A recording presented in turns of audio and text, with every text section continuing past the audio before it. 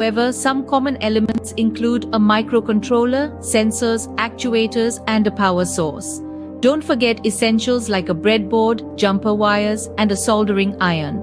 You can easily find these components online or at your local electronics store. Step 3. Setting up the microcontroller. This is the brain of your project. Microcontrollers like the Raspberry Pi or the Arduino are popular choices due to their flexibility and ease of use. You'll need to install the necessary software onto it. This software, often called firmware, is what allows the microcontroller to interact with the other components of your project.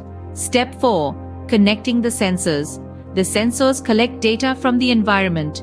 This could be temperature, light, sound, or even motion. You'll connect these sensors to the microcontroller using jumper wires. Be sure to follow the component data sheets for proper connection. Step 5. Programming the device.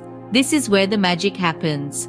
You'll write code to control how the device behaves. For instance, if you're building a weather station, you might write code to collect temperature and humidity data and then display it.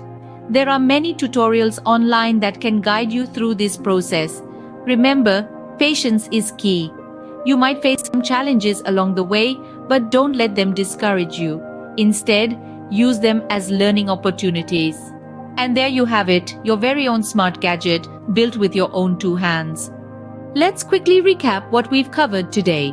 We began with the basic requirements for DIY AI electronics projects, discussing essential components and tools. Then, we dove into the step-by-step process of building a smart gadget, from planning and designing to assembling and testing.